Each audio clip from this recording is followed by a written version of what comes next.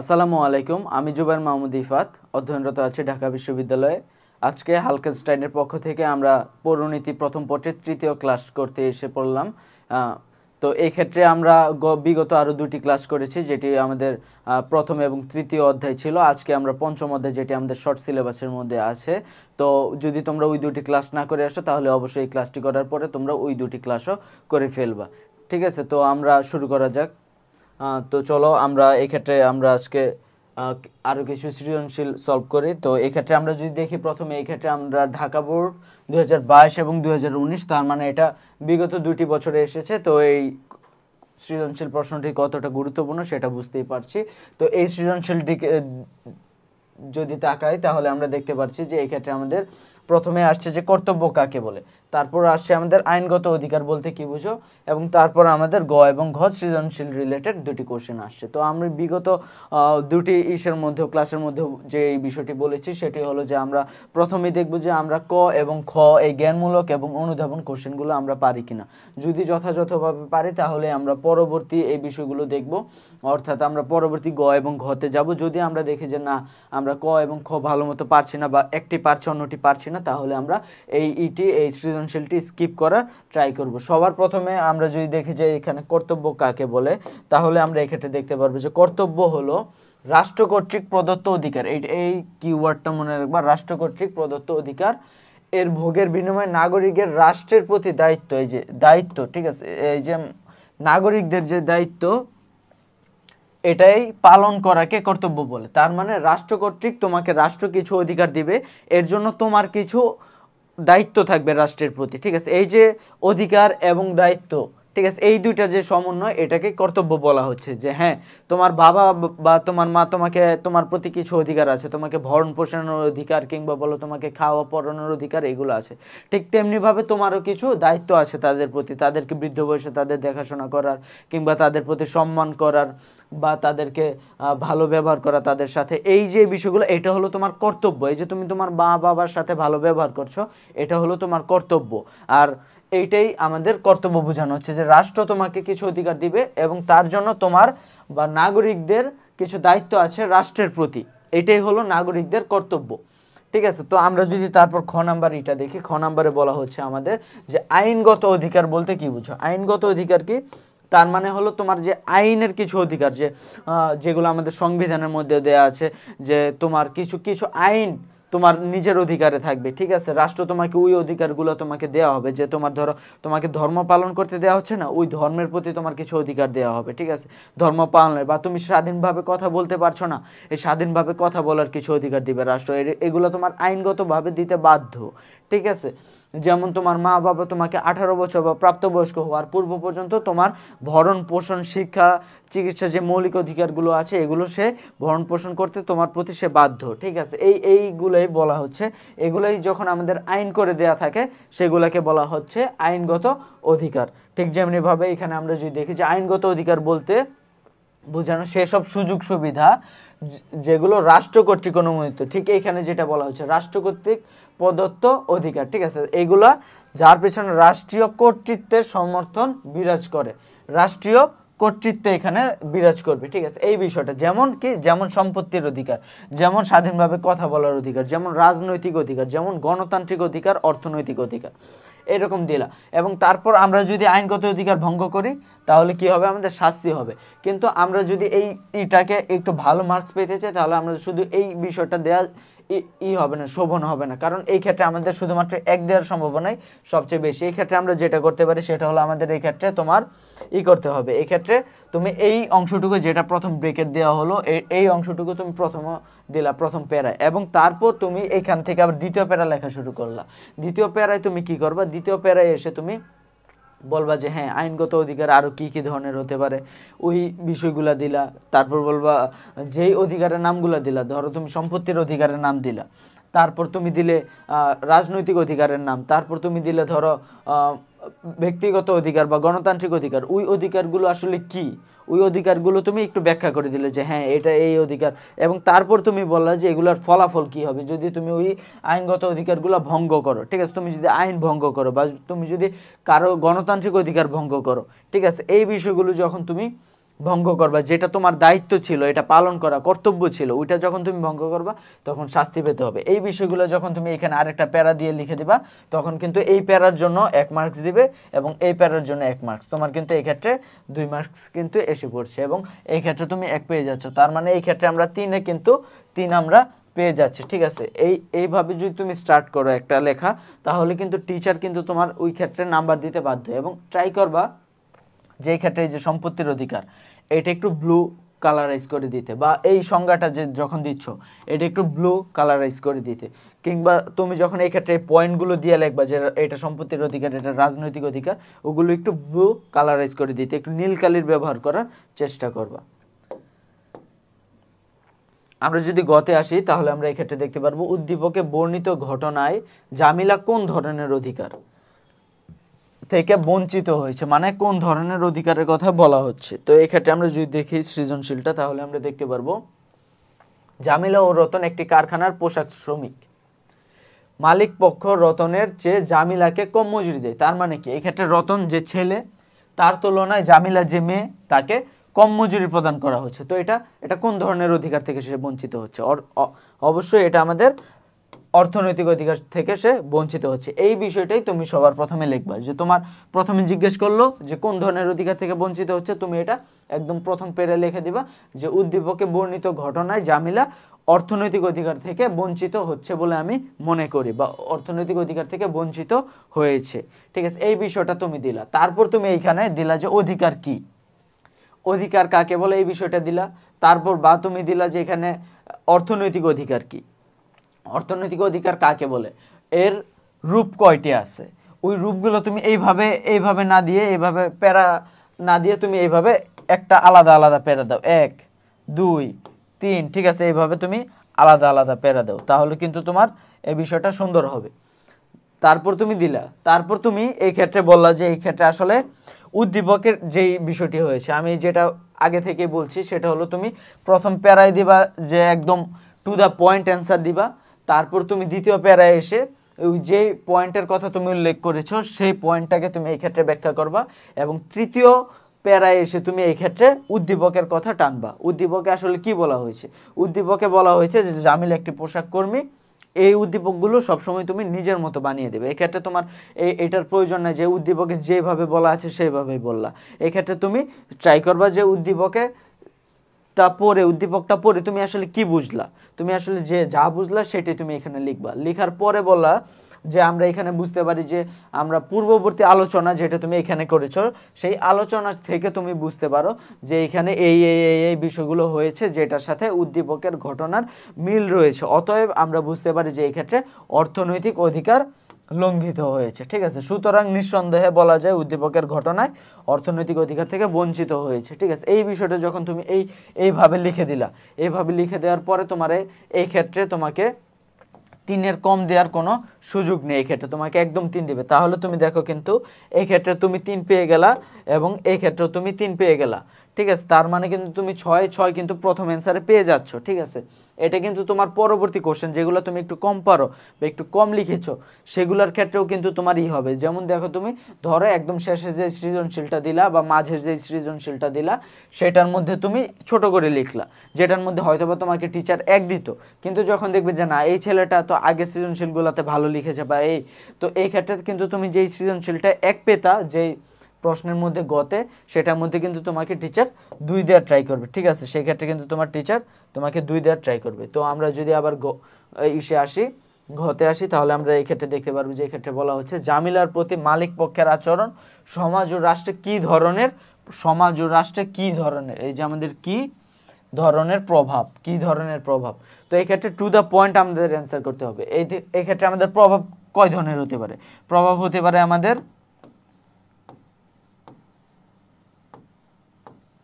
ইতিবাচক, আর একটা হতে পারে আমাদের কি হলো, সেটা হলো আমাদের নেতিবাচক। ইতিবাচক প্রভাব বলতে কি বোঝায়? ইতিবাচক প্রভাব হলো যেগুলো পজিটিভ, যেগুলো আমাদের পজিটিভ অধিকার, ঠিক আছে। আর নেতিবাচক যেগুলো আমাদের যেসব অধিকারের নেগেটিভ অধিকারগুলো সেগুলো বা যেই সব অধিকার আমাদের লঙ্ঘন ঘটানো হয়েছে সেগুলোকে আমাদের বলা হচ্ছে নেতিবাচক অধিকার। তো এই ক্ষেত্রে কি আমাদের অধিকার প্রদান করা হয়েছে? জামিলাকে কি এই ক্ষেত্রে আমাদের অধিকার প্রদান করা হয়েছে? না, এই ক্ষেত্রে তার অধিকার বঞ্চিত করা হয়েছে। তার মানে এই ক্ষেত্রে আমাদের নেতিবাচক প্রভাব পড়েছে। তো আমরা এই বিষয়টাই আমরা এই ক্ষেত্রে তুলে ধরবো যে এই ক্ষেত্রে আমাদের কি হয়েছে, জামিলার প্রতি মালিক পক্ষের আচরণ সমাজে ও রাষ্ট্রে নেতিবাচক। এই টু দ্য পয়েন্ট তুমি অ্যান্সার করলা প্রথম প্যারায়, যেটার জন্য তুমি এই ক্ষেত্রে 1 পেয়ে গেলা। তারপর তুমি বললা যে এই ক্ষেত্রে আমাদের আসলে কি কারণে নেতিবাচক পড়েছে, অর্থনৈতিক অধিকার না দেওয়ার কারণে। তো এই ক্ষেত্রে তুমি দুইটা ডেফিনেশন দিতে পারো, একটা হলো অর্থনৈতিক অধিকার কি, আর একটা হলো নেতিবাচক প্রভাব কি, নেতিবাচক প্রভাব কিভাবে পড়ে। ঠিক আছে, এই বিষয়গুলো তুমি দ্বিতীয় প্যারায় দিলা এবং তৃতীয় প্যারায় এসে তুমি উদ্দীপকের এইটা ব্যাখ্যা করলো, উদ্দীপকে আসলে এই বিষয় ঘটেছে এবং তার ফলে আমরা বুঝতে পারি যে এই ক্ষেত্রে তার অর্থনৈতিক অধিকার লঙ্ঘিত হয়েছে এবং আমরা জানি যে কোনো অধিকার যখন লঙ্ঘন ঘটে তখন সেই ক্ষেত্রে আমাদের সমাজ এবং রাষ্ট্রে নেতিবাচক প্রভাব পড়ে। এবং 4 নাম্বার প্যারায় গিয়ে যখন তুমি আবার 4 নাম্বার প্যারায় দিবা, 4 নাম্বার প্যারায় গিয়ে তুমি তখন করবা যে আসলে আমাদের নেতিবাচক প্রভাবগুলা কিভাবে, অর্থনৈতিক ক্ষেত্রে যে নেতিবাচক প্রভাবগুলো পড়েছে সেগুলো আমাদের কিভাবে এই ক্ষেত্রে আমাদের রাষ্ট্র ও সমাজে নেতিবাচক প্রভাব ফেলছে। ঠিক আছে, এই নেতিবাচক প্রভাবগুলো। তো তখন তুমি বলবা যে এইভাবে। ঠিক আছে, তখন তুমি এই ক্ষেত্রে পয়েন্ট করে দিবা যে 1 নাম্বার এইটা, ঠিক আছে, 2 নাম্বার এই ক্ষেত্রে, ঠিক আছে, যে আমাদের অর্থনৈতিক সাম্য ঘটছে না, বা বলতে পারো যে এই ক্ষেত্রে আমাদের অর্থনৈতিক উন্নতি হচ্ছে না। 2 নাম্বার বললা যে আমাদের সমাজের শোষণ নিপীড়ন বেড়ে যাবে। 3 নাম্বারে বলবা যে নারীর অধিকার প্রতিষ্ঠিত হচ্ছে না। এভাবে 4টা 5টা 6টা যে কয়টা পারো তুমি ট্রাই করবা দেওয়ার জন্য, এইভাবে প্যারা করে। এটা 4 নাম্বার প্যারা এসে তুমি এইভাবে দিবা। ঠিক আছে, তা এইভাবে যদি তুমি দাও তাহলে কিন্তু এখানে তোমার 4 অ্যাট লিস্ট তোমাকে এই ক্ষেত্রে তোমাকে 3-এর নিচে দিবেন। তুমি যদি ফুলটা লিখতে পারো তোমাকে 4ই প্রদান করা হবে, আর না হয় তোমাকে 3 তো প্রদান করা হবে। তো এই ক্ষেত্রে তুমি কিন্তু দেখো যে প্রথম সৃজনশীলটাই তুমি 10-এ 10 কিংবা তুমি 10-এ 9 পেয়ে যাচ্ছ, 9 বা 10 তুমি কিন্তু পেয়ে যাচ্ছ প্রথম সৃজনশীলটি। তো এই ক্ষেত্রে দেখো কিন্তু এইরকম যদি মার্কস পাও, তুমি যদি এভারেজে 9 করে পাও বা 8 করে পাও, ঠিক আছে, দেখো প্রথমটায় যদি তুমি 10 পাও, পরের গুলাতে যদি তুমি 3টায় 7 করেও পাও, ঠিক আছে, তাহলেও কিন্তু তোমার গড় কিন্তু এসে পড়তেছে কত, গড় কিন্তু তোমার প্রায় 8-এর মতো করে এসে পড়তেছে। ঠিক আছে, 8 বা এরকম এসে পড়তেছে। বা যখন তুমি এইগুলো আবার করবা, এইটা 9 পেলা, বাকিগুলো 8 করে পেলা, তাহলেও কিন্তু তোমার গড় কিন্তু 8.5-এর মতো এসে পড়ছে। তো এই বিষয়গুলো কিন্তু মাথায় রাখবা, কারণ প্রথম দিকে সৃজনশীলগুলো তুমি খুব ভালো মতো দেওয়ার চেষ্টা করবা। কারণ আমরা জানি যে এগুলো কোনো ম্যাথ না, যে এক্ষেত্রে আমরা ম্যাথ করলাম, ছোট হোক বড় হোক, আমরা ম্যাথ করলে কিন্তু একদম একদম কাটায় কাটায় নাম্বার পাবো। এই ক্ষেত্রে কিন্তু আমাদের সেই নেই। এই ক্ষেত্রে কিন্তু আমাদের তুমি লেখাটা কত সুন্দর করতে পারো, লেখাটা কত তুমি ভালোভাবে উপস্থাপন করতে পারো, এই বিষয়ের উপর কিন্তু তোমার নাম্বার প্রদান করা হবে। তো এই বিষয়গুলো যখন তুমি খুব ভালোভাবে করতে পারবা, রপ্ত করতে পারবা, তখন কিন্তু তুমি একটা সৃজনশীলে ভালো মার্কস পাবা এবং যেটা তোমার A+ এর ক্ষেত্রে তোমার অনেক বড় সহায়ক হবে। আর আমরা জানি যে আমাদের A+ কতটা গুরুত্বপূর্ণ, বিশেষ করে এডমিশনের ক্ষেত্রে, কারণ এই ক্ষেত্রে আমাদের এডমিশনে ঢাকা বিশ্ববিদ্যালয় সহ বড় বড় বিশ্ববিদ্যালয়গুলোতে আমাদের কিন্তু এই ইসের উপরে কিন্তু GPA এর উপরে মার্কস থাকে। তো চলো আমরা যদি আমাদের পরবর্তী সৃজনশীলটিতে যাই, তাহলে আমরা এই ক্ষেত্রে দেখতে পারবো যে এই ক্ষেত্রে আমরা পূর্ববর্তী ইসের মতো আমরা দেখব যে ক এবং খ পারি কিনা। তথ্য অধিকার আইন কি, মানবাধিকার বলতে কি বুঝে। তো এই বিষয়টি, এই দুটা বিষয় যদি আমরা প্রথমে একটু ব্যাখ্যা করি। তথ্য অধিকার আইন কি? তথ্য অধিকার আইন হলো যে একটি আইন, রাষ্ট্র কর্তৃক প্রদত্ত একটি আইন। যেহেতু এটা আইন, তার মানে অবশ্যই এটা রাষ্ট্র কর্তৃক জাতীয় সংসদের মাধ্যমে এটা আইন পাশ করা হয়েছে। ঠিক আছে, তারপর যার বলে কোনো নাগরিক কোনো কর্তৃপক্ষের নিকট থেকে তথ্য প্রাপ্তির অধিকার ভোগ করে। ঠিক আছে, এই ক্ষেত্রে কিন্তু এখন তুমি, আগে কিন্তু এই সুযোগটা ছিল না, আগে কিন্তু তোমার অধিকার বা এই সম্পর্কে তুমি কিন্তু কোনো এই তথ্যগুলো কোনো প্রাপ্ত হতো না। ঠিক আছে, কিন্তু যখন তুমি এই অধিকারটা পাস হলো 2009 সালে, ঠিক আছে, 2009 সালে যখন এই আইনটা পাস হলো, তখন কিন্তু তুমি এখন তোমার তথ্যগুলো তুমি নিজেই দেখতে পারবা। এখন কিন্তু আমরা জানি যে ডিজিটাল যুগ, তো এই ক্ষেত্রে কিন্তু আমরা এখন নানা বিষয়, যেমন জমি জমার খারিজ খাজনাই সব কিছু কিন্তু আমরা এখন কিন্তু আমরা ইসের মাধ্যমে করতে পারি, অনলাইনে করতে পারি। ঠিক আছে, আমাদের ভোটার আইডি কার্ড, তারপর জন্ম নিবন্ধন বা SSC HSC সার্টিফিকেট সংশোধনী সব কিছু কিন্তু আমরা অনলাইনে করতে পারি। এটাই কিন্তু আসলে তথ্য অধিকার আইন এই করে দেওয়া হলো, যে তোমার এই অধিকারগুলো, যে তথ্য প্রাপ্তির যে অধিকারগুলো, এগুলো কিন্তু তোমার রাষ্ট্র কর্তৃক প্রদত্ত করা হলো। এটাই হলো তোমার তথ্য অধিকার। তারপর বলা হচ্ছে মানবাধিকার কি। মানবাধিকার কি এটা আমরা বুঝি না এমন কেউ নাই। মানবাধিকার হলো মানুষ জন্মগতভাবে যেসব অধিকারের দাবিদার হয়, ঠিক আছে। যেমন আমরা কিন্তু আমরা অন্যান্য প্রাণীদের থেকে সেরা, আশরাফুল মাখলুকাত, এই কারণেই যে আমরা অন্যান্য থেকে প্রাণীদের থেকে আমরা সেরা, কারণ আমাদের কিছু অধিকার আছে। যেমন আমরা অন্যান্য প্রাণীদের কিন্তু দেখো তুমি, তাদেরও খাবার লাগে, তাদেরও ঘুম লাগে, তাদেরও কিন্তু তোমার একটা কি বলে ঘুম বা খাবারের প্রয়োজন আছে, কিন্তু তাদের কোনো কিন্তু ভালো বাসস্থানের প্রয়োজন নেই, ঠিক আছে। তাদের কিন্তু শিক্ষার প্রয়োজন নেই, তাদের কিন্তু চিকিৎসা দেওয়া হয় না, এগুলো আমাদেরকে দেওয়া হয়, ঠিক আছে। তাদের কিন্তু কোনো বিনোদনের প্রয়োজন নেই, আমাদের কিন্তু বিনোদনের প্রয়োজন আছে। এই যে শিক্ষা, এই যে বাসস্থান, ভালো কাপড় টাপড় পরা, এগুলোই কিন্তু আমাদের অন্যান্য প্রাণীদের থেকে শ্রেষ্ঠ করে তুলে ধরে, ঠিক আছে। তো এইভাবে জন্মগতভাবে পৃথিবীতে জন্মগতভাবে যেসব সুযোগ সুবিধার দাবিদার, এই দুইটা বিষয়, জন্মগতভাবে সুযোগ সুবিধার দাবিদার, এই দুইটা বিষয় যখন আমরা যেই অধিকার পেয়ে থাকি, সেগুলোই হলো আমাদের মানবাধিকার। মানুষের যেসব অধিকার জন্মগতভাবে, মানুষের জন্মগতভাবে যেসব অধিকার, সেটা হলো মানবাধিকার। তো এই ক্ষেত্রে মানবাধিকার এই বিষয়টা আমরা প্রথমে আলাদা প্যারা করে দেবো, এইটুকু হলো মানবাধিকার। তারপরে দ্বিতীয় প্যারা গিয়ে আমরা এই ক্ষেত্রে আবার নিচে থেকে আমরা শুরু করব, যে মানবাধিকার একটি বিস্তৃত রূপ, বা বলবো যে আমরা মানবাধিকার কি, আমি যে বিষয়গুলো তুলে ধরলাম ওগুলো তুলে ধরতে পারো।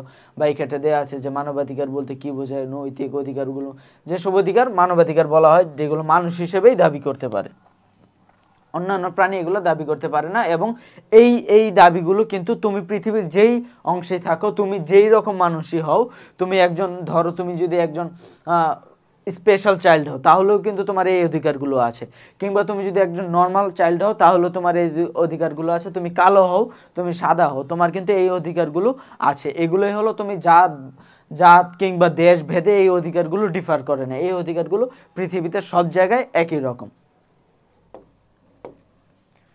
তো তারপর আমরা যদি গতে যাই, উদ্দীপকে উল্লিখিত মিস্টার বাটলারের দেশের নারীরা কোন ধরনের অধিকার থেকে বঞ্চিত হচ্ছে। বাটলার কোন ধরনের অধিকার থেকে বঞ্চিত, কোন অধিকারগুলো। তো এই ক্ষেত্রে আমাদের যদি আমরা এটা দেখি, তাহলে মিস্টার এক্স আর কি বিদেশে ছুটিতে দেশে ফেরার সময় বন্ধু বাটলারকে নিয়ে আসেন, ঠিক আছে। তো দেখা যাচ্ছে যে এই ক্ষেত্রে মিস্টার এক্সের যে দেশ, সেই ক্ষেত্রে নারীরা যোগ্য ভোট দিতে পারছে, কিংবা তারা লাইনে দাঁড়িয়ে থেকে সমান অধিকার ভোট দিতে পারছে, কিংবা তারা কর প্রদান করছে, তাদের বকেয়া করগুলো, ঠিক আছে। কিন্তু মিস্টার বাটলারের ক্ষেত্রে, মিস্টার বাটলার এই ক্ষেত্রে কি হয়, বলেন যে তার দেশে নারীদের ভোটারের অধিকার সীমিত, ঠিক আছে। সেই ক্ষেত্রে কিন্তু নারীরা ভোট দিতে পারে না। কিংবা কর্মক্ষেত্রে নারীদের সুযোগ সুবিধার সীমাবদ্ধতা রয়েছে, কর্মক্ষেত্রেও কিন্তু তাদের এই সুযোগ সুবিধাগুলো সীমাবদ্ধতা রয়েছে। তার মানে তারা কোন ধরনের অধিকার রয়েছে, প্রথমত দেখো আমাদের এক্ষেত্রে ভোটাধিকারের অধিকার, তারপর কর্মক্ষেত্রের অধিকার, এই বিষয়গুলোই আমরা আমাদের বইয়ের সাথে কীভাবে মিল আছে, যে আমরা যে ভোট দিতে পারে না, সেটা কি অধিকার, সেটা হলো আমাদের রাজনৈতিক অধিকার। আর তারা যে কর্মক্ষেত্রে সব ক্ষেত্রে সমান অধিকার পায় না, সেটা হলো আমাদের অর্থনৈতিক অধিকার। এই দুইটা বিষয় তুমি প্রথমে তুলে ধরলা, এক পেলা। তারপর তুমি এই ক্ষেত্রে এসে বললা যে আসলে অধিকার কি, তারপর তুমি দিলা যে রাজনৈতিক অধিকার কি, তারপর তুমি দিলে অর্থনৈতিক অধিকার কি। তারপর তুমি 3 নাম্বার প্যারায় এসে তুমি বললা যে উদ্দীপকে মিস্টার বাটলারের মতে এই ক্ষেত্রে সুযোগ সীমাবদ্ধতা রয়েছে, এবং এই সীমাবদ্ধতাগুলো আসলে আমরা তার বক্তব্যে রাজনৈতিক এবং অর্থনৈতিক অধিকার থেকে যে বঞ্চিত হওয়ার, এটার ইঙ্গিত পাওয়া যায়। তো বললা যে তারপর এই বিষয়টাই তুমি তুলে ধরলা, ঠিক আছে। তাহলে কিন্তু তুমি এই ক্ষেত্রে দুইটা সংজ্ঞা দিলা, এর জন্য তুমি 1 পেলা। আর এই ক্ষেত্রে তুমি এইটা যে প্রয়োগ, এই অংশটুকু হলো প্রয়োগমূলক কেন বলা হয়, প্রয়োগ অর্থ হলো কম্পেয়ার করা, তোমার উদ্দীপকের সাথে তোমার বইয়ের যে মিলটা, সেটা তুমি এই ক্ষেত্রেই করলা, এই ক্ষেত্রে তুমি 1 পেলা। আমরা কিন্তু সাধারণত বুঝি যে প্রয়োগমূলকই 3, প্রয়োগমূলকে কিন্তু শুধু প্রয়োগের জন্য 3 না। তোমার এই ক্ষেত্রে প্রথমে বুঝতে হবে যে তুমি এই প্রয়োগমূলকের মধ্যে অনুধাবনমূলকও আছে এবং জ্ঞানমূলক আছে। জ্ঞানমূলকের জন্য তোমাকে 1 দেওয়া হবে, যে তোমার জ্ঞান আছে কিনা ওই সম্বন্ধে, তারপর তুমি অনুধাবন করতে পারছো কিনা এই বিষয়গুলো ডেফিনেশনের মাধ্যমে। 3 নম্বরে এসে বলতেছে তুমি আসলে এটা প্রয়োগ করতে পারছো কিনা, ঠিক আছে। এই প্রয়োগ করতে যখন তুমি পারবা, তখন কিন্তু তোমার এই ক্ষেত্রে তুমি আরো 1 পাবা। প্রয়োগের জন্য 1, অনুধাবনের জন্য 1, জ্ঞানমূলকের জন্য 1। এবং ঘতে যদি আমরা যাই, ঘতে তোমার যে বিষয়টা বোঝানো হয়, ঘতে কিন্তু আমরা এই ক্ষেত্রে 4 নাম্বার কিভাবে দেওয়া হয়। আমরা জানি যে প্রথমে আমরা জ্ঞানমূলকের জন্য 1 পাই, তারপর অনুধাবনের জন্য 1 পাই, তারপর আমরা 3 নাম্বার কিন্তু আমরা উদ্দীপকে আনি, 3 নাম্বার প্যারা কিন্তু আমরা উদ্দীপক আনি, কারণ এই ক্ষেত্রে আমরা কম্পেয়ার করি বা প্রয়োগ করি। এই ক্ষেত্রে আমরা তোমার প্রয়োগের জন্য 1 পাই। এবং যখন আমরা তারপর উচ্চতর দক্ষতা মানে কি, তোমার এই বিষয়টায় দক্ষতা আছে কিনা, যে তুমি তুমি প্রথমে অনুধাবন করলা যে ডেফিনেশন দিয়ে, এবং তারপর তুমি প্রয়োগ করলা, যে উদ্দীপকের সাথে এটা কম্পেয়ার করলা, তুমি মিলাইলা, তারপর মিলানোর পরে তারপর তুমি এই ক্ষেত্রে উচ্চতর দক্ষতায় এসে তুমি ওই বিষয়টাকে একটু এমফাসাইজ করবা, বা তুমি একটু দেখবা যে হ্যাঁ এই বিষয়গুলো এইভাবে মিলে যায়, বা এইগুলোর গুরুত্ব এই রকম, এই বিষয়গুলো যখন তুমি দিবা উচ্চতর দক্ষতায় এসে, তখন এইটা আরেকটু বড় করে দিবা, ঠিক আছে, উচ্চতর দক্ষতায় আরেকটু বড় করে দিবা, দেওয়ার ট্রাই করবা। যখন তুমি এই উচ্চতর দক্ষতাটা দিবা, সেই ক্ষেত্রে তুমি আরও 1 মার্কস পেয়ে যাবা এই ক্ষেত্রে। তাহলে তোমার এইটাকে তুমি কিন্তু ম্যাথ না, কিন্তু তুমি যদি এটা ম্যাথের মতো করে নিজে প্রিসাইজ অ্যান্সার করতে পারো নিজে, তাহলে কিন্তু তোমাকে এটা টিচার ম্যাথের মতো অ্যান্সার দিতে বাধ্য থাকবে। এবং ট্রাই করবা যে এই বিষয়গুলো আলাদা আলাদা প্যারায় দিতে, একসাথে একদম রচনা না লিখে আলাদা আলাদা প্যারায় দিতে, এবং ট্রাই করবা যে এগুলো তুমি একটু সুন্দর করে উপস্থাপন করতে, একটু নীল কালির ব্যবহার করতে, বা একটু বিভিন্ন কালার ব্যবহার করতে, বা যেগুলো যেমন তুমি এই ক্ষেত্রে ধরলা, তুমি এটা যে কালো কালি দিয়ে দিলা, ধরো আমরা যদি গতে যাই, এক্ষেত্রে তুমি কালো কালি ব্যবহার করলে, কিন্তু এই যে রাজনৈতিক অধিকার কিংবা আমরা যখন বললাম অর্থনৈতিক অধিকার, এই দুইটা অধিকারের নিচে তুমি নীলকালি দিয়ে দাও, নীলকালি দিয়ে তুমি এমফাসাইজ করে দাও যে না আমি এখানে এই বিষয়গুলো তুলে ধরেছি, আপনি আমার পরীক্ষক বা নিরীক্ষক, আপনি এই বিষয়টি লক্ষ্য করুন যে আমি এই ক্ষেত্রে এইটাই করেছি, ঠিক আছে। তো যখন তোমার টিচার এটা, কিন্তু তখন তোমার ওই টিচার ওই জিনিসটা কিন্তু তোমার দেখতে বাধ্য সে, এবং এইভাবে কিন্তু তুমি এই নাম্বারগুলো পেয়ে যাবে। তো আমরা যদি গতে যাই, ঘতে বলা হচ্ছে উদ্দীপকে বর্ণিত এক্স ও বাটলারের দেশের মধ্যে কোন দেশ গণতন্ত্র নাগরিক অধিকার প্রতিষ্ঠায় এগিয়ে আছে। তোমার এক্ষেত্রে জিজ্ঞাসা করছে যে কোন দেশ এগিয়ে আছে, কোন দেশ এগিয়ে আছে, অবশ্যই মিস্টার এক্সের দেশ, কারণ এই ক্ষেত্রে নারীদের অধিকার আছে, ভোটাধিকার আছে, সুযোগ সুবিধা সমান। কিন্তু বাটলারের দেশে কিন্তু এই বিষয়গুলো সুযোগ সুবিধা সমান না, বা তাদের নারীর ভোটাধিকার একরকম না। তো আমরা কোন দেশে এগিয়ে আছে, তুমি এটা প্রথমেই বলে দিবা যে মিস্টার এক্স, এবং বাটলারের দেশের মধ্যে আমাদের এগিয়ে আছে কোন দেশ, মিস্টার এক্সের দেশ। এই যে এই ক্ষেত্রে কিন্তু আমাদের বলছে যে মিস্টার এক্সের দেশ অধিকার প্রতিষ্ঠায় এগিয়ে আছে, এই বিষয়টা তুমি এই ক্ষেত্রে তুলে ধরলা।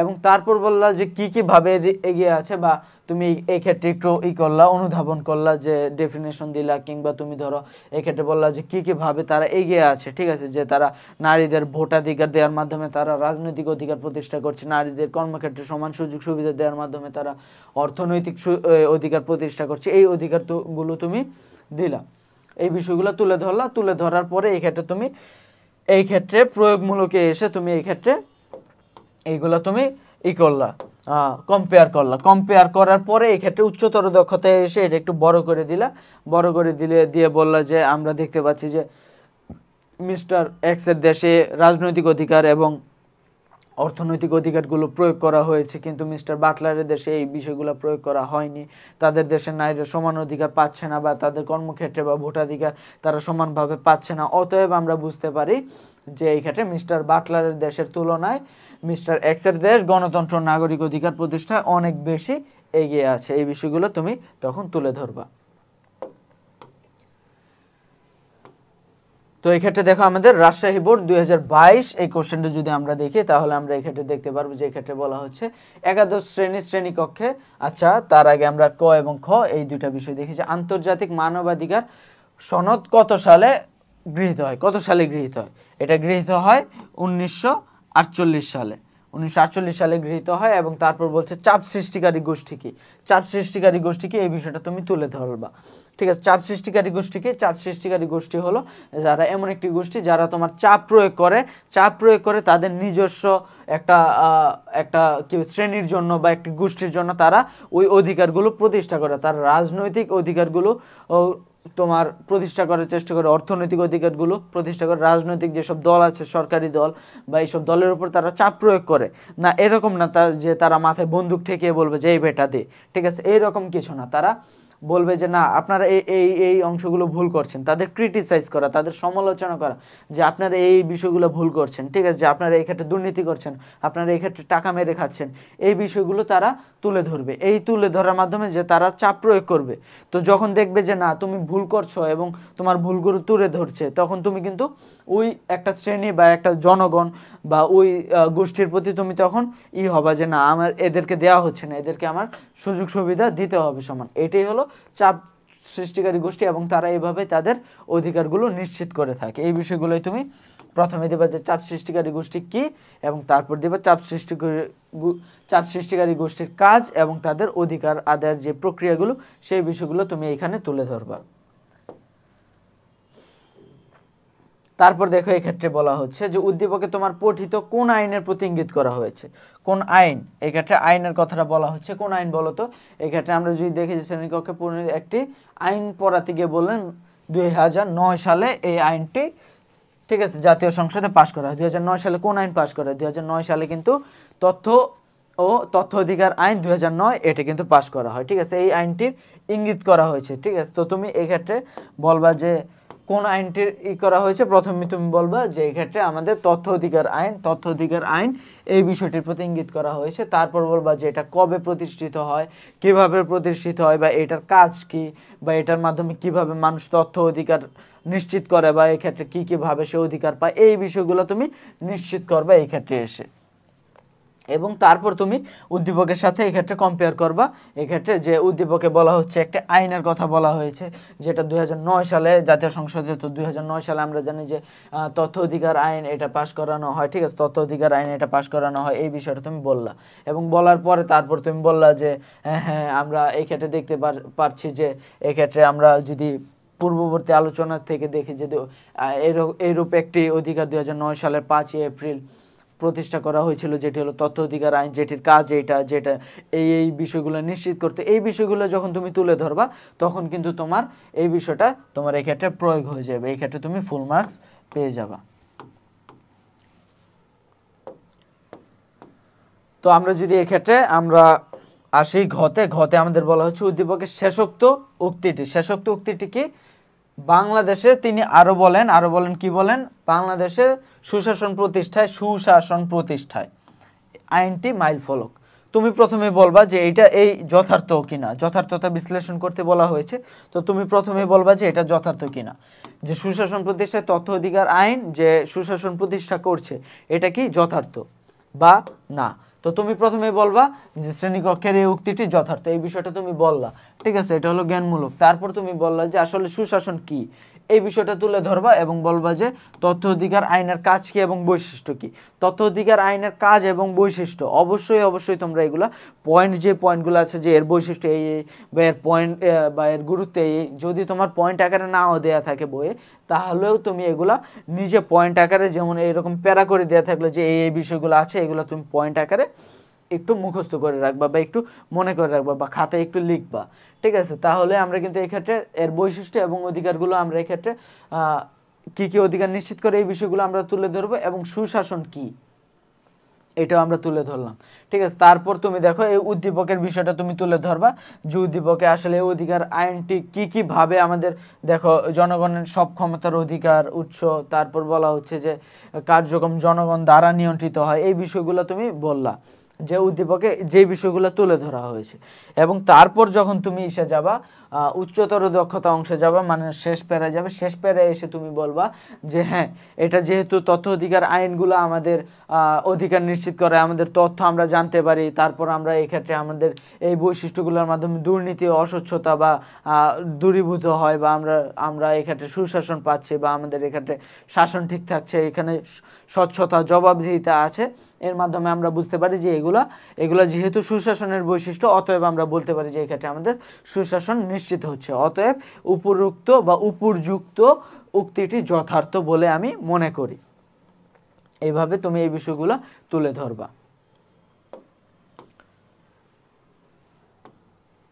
তারপর দেখো এই ক্ষেত্রে আমাদের বলা হচ্ছে আমাদের তথ্য অধিকার আইন কত সালে পাস হয়, এটা আমরা জানি যে এটা 2009 সালে আমাদের প্রিভিয়াস ইয়ারের কোশ্চেনগুলোতে এসছে। তারপর চাপ সৃষ্টিকারী গোষ্ঠী কি, এটাও আমরা পড়ে আসছি। এবং তারপর দেখো কোন অধিকার সমূহের কথা বলা হচ্ছে, সুশাসন প্রতিষ্ঠায় উক্ত অধিকার। এই ক্ষেত্রে রহিম মিয়ানমারের রাখাইন অঞ্চল থেকে নিপীড়িত অত্যাচারিত হয়ে কক্সবাজার শরণার্থী হয়ে চলে আসে জাতিসংঘ ঘোষিত সকল অধিকারের সমান অধিকার। এই ক্ষেত্রে কোন অধিকারের কথা বলা হচ্ছে? এই ক্ষেত্রে কিন্তু আমরা বলতে পারি যে এই ক্ষেত্রে আমাদের যে মানবাধিকারের কথা বলা হচ্ছে। তুমি এই ক্ষেত্রে প্রথমে বলে দিবা যে এই ক্ষেত্রে আমাদের মানবাধিকারের কথা বলা হচ্ছে, এবং এটা বলার পরে মানবাধিকার কি এই বিষয়টা তুলে ধরলা, যে মানবাধিকারগুলা বৈশিষ্ট্য কি কি, যে কি কি অধিকার নিশ্চিত করে। এবং তারপর বলা যে যেহেতু সে রাখাইন অঞ্চলের মিয়ানমার থেকে পালিয়ে আসছে, তার কি কি অধিকার ক্ষুণ্ণ হয়েছে। পালিয়ে আসা মানে কি? তার বাসস্থান, তার শিক্ষা, তার চিকিৎসা, তারপর তার বিনোদন, এই বিষয়গুলা কিন্তু তার হয়েছে, লঙ্ঘিত হয়েছে। এই বিষয়গুলো যখন তার লঙ্ঘিত হয়েছে, এবং এই অধিকারগুলো কি কি আমি কিন্তু মানবাধিকারের কথা পূর্বে উল্লেখ করে এসেছি, ঠিক আছে, অনুধাবনমূলক অংশে। এবং তারপর যখন আমি প্রয়োগমূলকে এসে বলবো যে আমরা তো দেখতে পাচ্ছি যে উদ্দীপকে এই বিষয়গুলো তার লঙ্ঘিত হয়েছে, এবং আমরা এই ক্ষেত্রে দেখতে পাচ্ছি যে পূর্ববর্তী আলোচনা মানে যেটা এখানে তুমি আলোচনা করেছো, সেই ক্ষেত্রে আমরা দেখতে পাচ্ছি যে এই ক্ষেত্রে মানবাধিকারের বিষয়গুলো তুলে ধরা হয়েছে, যে অধিকারগুলো মানবাধিকারের অংশ। অতএব আমরা বলতে পারি যে এই ক্ষেত্রে আমাদের মানবাধিকারের লঙ্ঘিত হয়েছে। রাজনৈতিক অধিকার, ঠিক আছে, তারপর অর্থনৈতিক অধিকার, সামাজিক অধিকার, তারপর আমাদের মানবাধিকারের আরও যে বিষয়গুলো আছে এগুলো আমাদের লঙ্ঘিত হয়েছে। অতএব আমরা বলতে পারি যে এই ক্ষেত্রে মানবাধিকার সমূহের কথাই বলা হয়েছে। তারপর আমাদের যদি আমরা যাই সুশাসন প্রতিষ্ঠায় গুরুত্ব, তো এটা কিন্তু আমরা এই প্রিভিয়াস ইয়ারের এই ঘতেই কিন্তু আমরা এই ক্ষেত্রে যে সুশাসন কিভাবে প্রতিষ্ঠিত হয়, ঠিক আছে, এই বিষয়টি কিন্তু আমরা তুলে ধরেছি। কিন্তু কোশ্চেনে একটু ভিন্নতা আছে, যেটা ওই ক্ষেত্রে আমাদের তথ্য অধিকার আইন কিভাবে সুশাসন নিশ্চিত করে, আর এই ক্ষেত্রে বলা হচ্ছে মানবাধিকার কিভাবে সুশাসন নিশ্চিত করে। তো মানবাধিকার কি কি কিভাবে সুশাসন নিশ্চিত করে? সুশাসন বলতে কি বোঝায়? যে ওই শাসনের মধ্যে স্বচ্ছতা থাকবে, জবাবদিহিতা থাকবে, দুর্নীতিমুক্ত থাকবে, এই বিষয়গুলো আমাদের মানবাধিকার আছে। সামাজিক অধিকার, অর্থনৈতিক অধিকার, রাজনৈতিক অধিকারগুলো থাকে মানবাধিকারে। তো আমরা দেখতে পাচ্ছি যে মানবাধিকার যখন কি হবে, যখন তোমার রাজনৈতিক অধিকার থাকবে, তখন কিন্তু তুমি কি হয়, সুশাসনের অধীনে কি নিশ্চিত হবে, তখন তোমার জবাবদিহিতা নিশ্চিত হবে, তখন তোমার যখন তোমার কর্মক্ষেত্রে অধিকার থাকবে, তখন তোমার অর্থনৈতিক অধিকার নিশ্চিত হবে। এইভাবে তুমি অধিকারগুলো কম্পেয়ার করে দেবা যে এই অধিকার মানবাধিকার থাকার ফলে এইভাবে সুশাসন নিশ্চিত হবে, এই মানবাধিকার থাকার ফলে এইভাবে সুশাসন নিশ্চিত হবে। এইভাবে যখন তুমি পয়েন্ট করে 1 2 3 করে দিয়ে দিচ্ছ, তখন কিন্তু তোমার এই ক্ষেত্রে আর নাম্বার কাটার কোনো স্কোপ নেই। একদম প্রিসাইজলি, একদম ম্যাথের মতো করে তুমি এই অ্যান্সারগুলো তুলে ধরবে। তোমার এই ক্ষেত্রে নাম্বার কাটার আর কোনো জায়গায় থাকবে না। আচ্ছা, তারপর যদি আমরা আমাদের পরবর্তী কোশ্চেনের দিকে যাই, তাহলে আমরা দেখতে পারবো এই ক্ষেত্রে আমাদের কুমিল্লা বোর্ড 2022 এই কোশ্চেনে আমাদের বলা হচ্ছে মৌলিক অধিকার কি, তারপর আমাদের বলা হচ্ছে অধিকার ও অধিকারের মধ্যে কর্তব্য নিহিত, এই বিষয়টি ব্যাখ্যা করো। তো আমরা যদি প্রথমে যাই আমাদের মৌলিক অধিকার কি, মৌলিক অধিকার বলতে আসলে কি বোঝায়? মৌলিক অধিকার হলো নাগরিক জীবন বিকাশ ও ব্যাপ্তির জন্য যে সমস্ত অধিকার অপরিহার্য, ঠিক আছে। মৌলিক অধিকার নাগরিক জীবনের বিকাশ ও ব্যাপ্তির জন্য অপরিহার্য, এই বিষয়টুকু শুধু তুমি মনে রাখলেই হবে, ঠিক আছে। যা সার্বভৌম রাষ্ট্রের সংবিধান হতে প্রাপ্ত, সার্বভৌম রাষ্ট্র হতে প্রাপ্ত এমন কিছু অধিকার যেগুলো নাগরিক জীবনের বিকাশ ও ব্যাপ্তির জন্য অপরিহার্য, সেই অধিকারগুলোই হলো আমাদের মৌলিক অধিকার। তারপর আমাদের বলা হচ্ছে যে এক্ষেত্রে যে অধিকারের এক্ষেত্রে বলা হচ্ছে যে অধিকারের মধ্যেই কর্তব্য নিহিত, এই বিষয়টা ব্যাখ্যা করো। তো কিভাবে নিহিত, এই বিষয়টা প্রথমত আমাদের ব্যাখ্যা করতে হবে যে অধিকারের মধ্যে কর্তব্য কি কি ভাবে এই ক্ষেত্রে আমাদের নিহিত, এই বিষয়টা ব্যাখ্যা করার পরে তারপর আমরা এই ক্ষেত্রে কর্তব্য পালনের মাধ্যমে অধিকার কিভাবে সুনিশ্চিত হয়, বা অধিকার বলতে কি বোঝায়, কর্তব্য বলতে কি বোঝায়, এবং এই দুইটার আসলে তুমি একই বিষয়ের যে দুইটা দিক, এই বিষয়গুলো তুমি তুলে ধরলা। এবং তারপরে এই ক্ষেত্রে আমাদের কার্ল মার্কসের একটা বক্তব্য দেওয়া আছে, এই বক্তব্যটা তুমি দিলেও হবে কিংবা তুমি না দিলেও, এই ক্ষেত্রে কার্ল মার্কসের যে বক্তব্যটা আছে সেটা না দিলেও কোনো সমস্যা নেই। তো এই ক্ষেত্রে আমরা যদি আসি আমাদের গতে বলা হচ্ছে উদ্দীপকে উল্লিখিত নারী শ্রমিক কোন ধরনের অধিকার থেকে বঞ্চিত। কোন ধরনের অধিকার? নারীরা একজন পোশাক কর্মী দীর্ঘদিন যাবৎ সহকর্মীরা বেতন বৃদ্ধির জন্য দাবি জানিয়ে আসছিল, কিন্তু হঠাৎ মালিক পক্ষ থেকে তার প্রতিষ্ঠানে পুরুষ শ্রমিকের বেতন বৃদ্ধি করে, পুরুষ শ্রমিকের, কিন্তু নারী শ্রমিকের বৃদ্ধি করে না। এটা কিন্তু আমরা পূর্ববর্তী একটা কোশ্চেন সলভের মধ্যে ইতিমধ্যে দেখে আসি যে এটা আসলে কোন ধরনের অধিকার বঞ্চিত করছে। এই ক্ষেত্রে আমাদের অর্থনৈতিক অধিকার কিন্তু এই ক্ষেত্রে আমাদের বঞ্চিত হচ্ছে। এই বিষয়টাই তুমি এই ক্ষেত্রে তুলে ধরলা, ঠিক আছে। তারপরে এই ক্ষেত্রে আমাদের বলা হচ্ছে যে আমাদের নামীরা প্রতি মালিক পক্ষের আচরণ সমাজ ও রাষ্ট্রে কি ধরনের প্রভাব, এই ক্ষেত্রে কিন্তু এটা নিয়েও আমরা বলে আসছি যে এটা কিন্তু আমাদের আসলে নেতিবাচক প্রভাব পড়ছে, ঠিক আছে, নেতিবাচক প্রভাব ফেলছে এই ক্ষেত্রে আমাদের। তারপর যদি আমরা যাই আমাদের পরবর্তী ইসে চট্টগ্রাম বোর্ড 2022, এই ক্ষেত্রে আমাদের বলা হচ্ছে অধিকার, এই ক্ষেত্রে আমাদের একটা ছক দেওয়া আছে এই ক্ষেত্রে। তো এই ক্ষেত্রে বিশ্ব মানবাধিকার দিবস কবে? বিশ্ব মানবাধিকার দিবস 10 ডিসেম্বর, এটা বলা হচ্ছে। তারপর আমাদের বলা হচ্ছে এই ক্ষেত্রে আমাদের তথ্য অধিকার বলতে কি বোঝায়? তথ্য অধিকার বলতে কি বোঝায় এটা আমরা পূর্ববর্তী কোশ্চেনে আমরা এটা সলভ করে আসছি এটা। তারপর আমাদের বলা হচ্ছে এই চিহ্নিত স্থানে কোন ধরনের অধিকার বসবে, বলো তো এটা কোন ধরনের অধিকার? এটা কিন্তু আমাদের বলো, এটা কিন্তু আমরা অলরেডি পড়ে আসছি, এটা হলো আমাদের আইনগত অধিকার। আইনগত অধিকারের মধ্যে কিন্তু তোমার রাজনৈতিক অধিকার, সামাজিক অধিকার, অর্থনৈতিক অধিকার এই বিষয়গুলো থাকে, আইনগত অধিকার, নৈতিক অধিকার, ঠিক আছে। তো এই ক্ষেত্রে কিন্তু আমরা এই বিষয়গুলো আমরা করে আসব। তারপর আমরা বললাম যে এই ক্ষেত্রে আইনগত অধিকার কি, এই বিষয়টা আমরা এই ক্ষেত্রে ব্যাখ্যা করব, আইনগত অধিকার কি। তারপর আইনগত অধিকার শ্রেণী বিভাগ হলো রাজনৈতিক অধিকার, সামাজিক অধিকার, অর্থনৈতিক অধিকার, এই তারপর ওই অধিকারগুলো কি, ওই বিষয়টা ব্যাখ্যা করলো। তারপর তুমি এক্ষেত্রে উদ্দীপকে বলা হচ্ছে যে এই চিহ্নিত স্থানে এর নিচে যেহেতু এর ভাগ করে দেওয়া আছে কোন অধিকারগুলো, এর নিচে ভাগ করে দেওয়া আছে হলো আমাদের এই অধিকারগুলো। তুমি চাইলে কিন্তু এইটুকু অংশ আঁকিয়ে দিয়ে আসতে পারো, এই অংশটুকু তুমি এই ক্ষেত্রে আঁকিয়ে দিয়ে আসতে পারো, ঠিক আছে। এটা কিন্তু তোমার জন্য একটু ভালো হবে যে তুমি এটা আঁকিয়ে দিয়ে আসো। এইরকম দরকার নেই যে তুমি স্কেল ধরে একদম সোজা করে দিলা, একদম এরও সুন্দর করে আঁকাইতে হবে, এরকম কিছু না। তুমি জাস্ট এইভাবে ধরো তুমি এই ক্ষেত্রে দিলা আইনগত অধিকার দিয়ে, তারপর তুমি এইভাবে দিয়ে জাস্ট সুন্দর করে নিজের মতো এই ক্ষেত্রে লিখে দিলা, ঠিক আছে। আর এই ক্ষেত্রে কোন অধিকারটা থাকবে ওইটা তুমি লিখে দিলা, এইটুকু দিলেই তোমার কিন্তু হয়ে যাচ্ছে। তারপর আমাদের দেখা বলা হচ্ছে উক্ত অধিকার ভোগের জন্য নাগরিকের কি কি করণীয়। নাগরিকের কি কি করণীয়? প্রথমে আমাদের হলো নাগরিকের প্রথমে কর্তব্য, এই অধিকারের করণীয় অর্থাৎ তার দায়িত্ব, এই দায়িত্বটাই হলো তার কর্তব্য। তো এই ক্ষেত্রে আমাদের নাগরিকের আইনগত অধিকার বলা হচ্ছে, এর জন্য নাগরিকের রাষ্ট্রের প্রতি আইনগত কর্তব্য সমূহ পালন করতে হবে। তার মানে কি তুমি কিছু অধিকার ভোগ করার জন্য তোমার কর্তব্য পালন করতে হবে, এটা কিন্তু আমরা পড়ে আসছি একদম কর্তব্য কি সেই ক্ষেত্রে। আর যেহেতু আইনগত অধিকারের জন্য তোমার আইনগত কর্তব্য, সামাজিক অধিকারের জন্য সামাজিক কর্তব্য, অর্থনৈতিক অধিকারের জন্য অর্থনৈতিক কর্তব্য পালন করা প্রতিটি নাগরিকের দায়িত্ব, এটা কিন্তু আমরা অলরেডি জেনে আসছি। তো এই ক্ষেত্রে আমাদের আইনগত অধিকার কি এটা বলবো, তারপর আইনগত অধিকার কি এই বিষয়গুলো আমরা বলবো। তারপর আমরা উদ্দীপকে বলা হচ্ছে উদ্দীপকে কোন কোন অধিকারের কথা বলা হচ্ছে সেই বিষয়গুলো আমরা একটু ডিটেলসে আলোচনা করে তারপর আমরা এই ক্ষেত্রে বলবো যে রাজনৈতিক কর্তব্য কি, অর্থনৈতিক কর্তব্য কি, সামাজিক কর্তব্য কি, এই বিষয়গুলো তুমি তুলে ধরলেও হবে। বা তুমি শুধু যদি নাগরিকের আইনগত অধিকারের প্রতি তুমি তুলে ধরো এই বিষয়টাও হবে। এবং এরপরে কিন্তু তুমি এই বিষয়টা একটু ব্যাখ্যা করে দিলে কিন্তু তোমার এটা শেষ হয়ে যাচ্ছে, ঠিক আছে। তারপর দেখো এক্ষেত্রে আমাদের সিলেট বোর্ড 2022, এক্ষেত্রে আমাদের বলা হচ্ছে যে আমাদের বাংলাদেশ তথ্য অধিকার আইন কত সালে পাস হয়, এটা কিন্তু আমরা আসছি বলে এটা আমাদের তথ্য অধিকার আইন 2009 সালে। এই কোশ্চেনটা একদম ইম্পর্টেন্ট কোশ্চেন, একদম ট্রিপল স্টার কোশ্চেন এটা আমাদের। তারপর অধিকার ও কর্তব্যের মধ্যে সম্পর্ক কি, এটাও কিন্তু আমরা পার করে আসছি, এটা আমাদের 3 স্টার। শিক্ষক রাষ্ট্রের কোন ধরনের সুযোগ সুবিধা, তো শিক্ষক কি বলছে, রাষ্ট্রের জনগণের কিছু সুযোগ সুবিধা নিশ্চিত করে যার পরিধি নিজ রাষ্ট্রের মধ্যে সীমাবদ্ধ, অন্যদিকে জাতিসংঘ কর্তৃক কিছু সুযোগ সুবিধা দেয় যেটা বিশ্বব্যাপী বিস্তৃত। তো এই ক্ষেত্রে রাষ্ট্রের যে অধিকারগুলো সেগুলো কোনগুলো, রাষ্ট্রের কোন অধিকার সুযোগ সুবিধার কথা বলা হয়েছে, দেখো সেগুলো হলো নাগরিকের অধিকার, যে সুযোগ সুবিধা দেওয়া হয় সেগুলো কার অধিকার, সেগুলো অবশ্যই কিন্তু নাগরিকের অধিকার। তো এক্ষেত্রে নাগরিকের অধিকার বলার আগে আমরা বলবো যে অধিকার কি।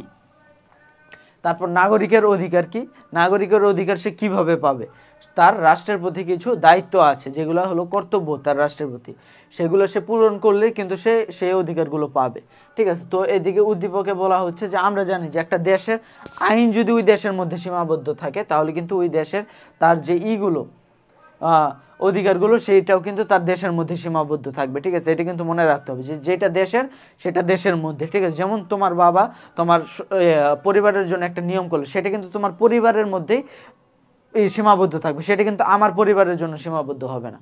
ঠিক একইভাবে আবার যেটা তোমার জাতিসংঘ করলো, জাতিসংঘ বলতে কি বোঝায়, পুরো বিশ্বর সবগুলা দেশ মিলে এই এই সংঘের অন্তর্ভুক্ত। তার মানে জাতিসংঘ যে এইটা করছে, আইনটা করছে, সেটা কিন্তু তার অন্তর্ভুক্ত যে দেশ, মানে বিশ্বের যে দেশগুলো আছে সেই দেশের মধ্যে সেগুলো বলবৎকরণ করা হবে।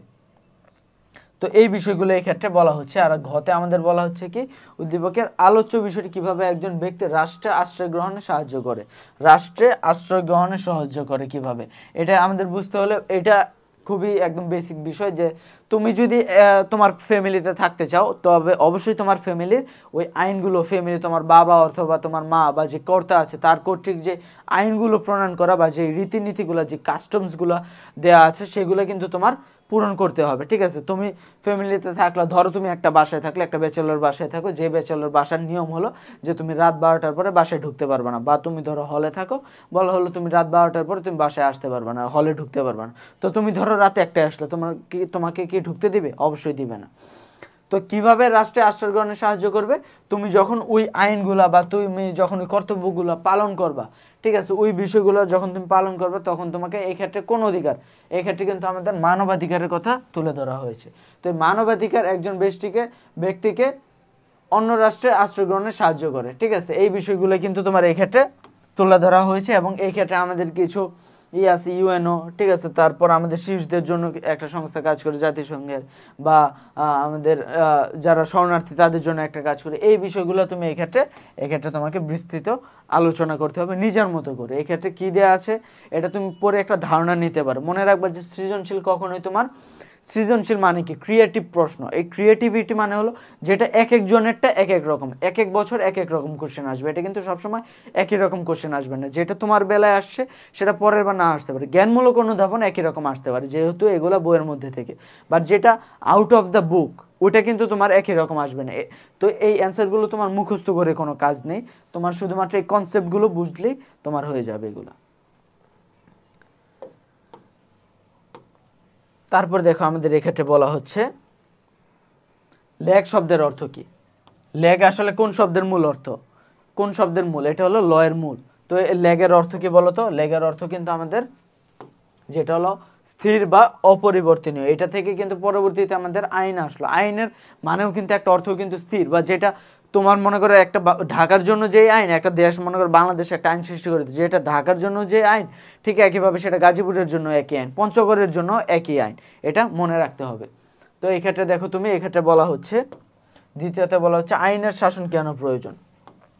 আইনের শাসন কেন প্রয়োজন বলো তো? আইনের শাসন প্রয়োজন হলো সমাজের ন্যায় বিচার ও শান্তি শৃঙ্খলা, বা তুমি বলতে পারো আইনের শাসন দেশের সুশাসন প্রতিষ্ঠার জন্য প্রয়োজন। এই বিষয়টা তুমি প্রথমে বলে দিলা, এবং তারপর বললা তুমি আইনের শাসন বলতে কি বোঝায়, যে আইনের চোখে সকলে সমান। তারপর এটা কি ভাবে আমাদের করে সুশাসন প্রতিষ্ঠা করে, বা আইনের শাসন এই ক্ষেত্রে আমাদের প্রতিষ্ঠা করে, সমাজের ন্যায় বিচার কিভাবে প্রতিষ্ঠা করে, এই বিষয়গুলো তুমি এই ক্ষেত্রে তুলে ধরবা।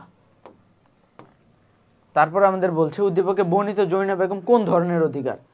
জরিনা বেগম 10 সালে 1 বিঘা জমি রেখে মারা যায়। জরিনা বেগমের স্বামী, তিনি 2টি নাবালক কন্যা সন্তান নিয়ে উক্ত জমিতে টিনের ঘর বানিয়ে জীবনযাপন করে আসছিলেন। পার্শ্ববর্তী ভূমিদস্যু মিস্টার ক চোখ পরে বিধবা জরিনা ও তার শিশু সন্তানের এই অকস্মাৎ ভূমিদস্যু তার পালিত লাঠিয়াল বাহিনী দ্বারা, ঠিক আছে, ভূমি দখল করে নেয়। তারপর সে বিধবা আইনের আশ্রয় নেয়, তারপর সে এক্ষেত্রে বিধবা আইনের আশ্রয় নেয়। তারপর বিজ্ঞ আদালত তাকে ভূমি বুঝিয়ে দেন। তাহলে সে আসলে ওই ভূমিদস্যুরা যে তার জমি ছিনিয়ে নিয়েছিল, এটা কোন ধরনের অধিকার থেকে সে বঞ্চিত হয়েছে, কোন ধরনের অধিকার, সেটা কিন্তু আমাদের সামাজিক অধিকার, ঠিক আছে, এটা কিন্তু আমাদের সামাজিক অধিকার থেকে বঞ্চিত হয়েছে। তো এই ক্ষেত্রে তুমি ব্যাখ্যা করবে সামাজিক অধিকার কি, ঠিক আছে। সামাজিক অধিকার আমাদের কি ভাবে আমাদের কি অধিকার দিয়ে থাকে, সামাজিক অধিকার থেকে আমরা কি ভাবে উপকৃত হতে পারি। তারপর তুমি বললা যে সামাজিক অধিকার আমাদের এই তারপর উদ্দীপকে আমাদের বললা যে এই ঘটনাগুলো ঘটেছিল, ঠিক আছে। তার ফলে জরিনা বেগম তার জমি থেকেই হয়ে গিয়েছিল।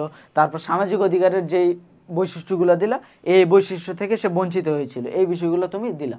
তারপর তুমি এই ক্ষেত্রে প্রয়োগ করে দিলা, রিলেট করে দিলা, 1 মার্কস এই ক্ষেত্রে তুমি কিন্তু পেয়ে যাচ্ছ। আর এগুলোর জন্য তো তুমি আলাদা আলাদা 1 মার্কস পেয়ে যাচ্ছ। বলা হচ্ছে উদ্দীপকে উল্লিখিত আদালতের মাধ্যমে যে বিষয়টি প্রতিষ্ঠিত হয়েছে। এই যে আদালত যে বিধবা আইনের মাধ্যমে তাকে ভূমি বুঝিয়ে দেন, এই যে ভূমি যে বুঝিয়ে দেন, এটার মাধ্যমে কোন বিষয়টি প্রতিষ্ঠিত হয়েছে? বলো তো কোন বিষয়টি প্রতিষ্ঠিত হয়েছে এক্ষেত্রে? এই ক্ষেত্রে কিন্তু আমাদের প্রতিষ্ঠিত হয়েছে আইনের শাসন। আইনের শাসন কিন্তু এক্ষেত্রে আমাদের প্রতিষ্ঠিত হয়েছে। আইনের শাসন কিভাবে প্রতিষ্ঠিত হয়েছে? বিধবা আইনের মাধ্যমে সে তার সামাজিক অধিকার বুঝিয়ে দেয়, সামাজিক অধিকার বুঝিয়ে দেওয়ার ফলে তার এই বিষয়গুলো তার মধ্যে আসে। তো এই বিষয়গুলো তখন কিন্তু তার মধ্যে তোমার আসবে। আইনের শাসন বলতে কি বোঝায় এই ক্ষেত্রে দিলা।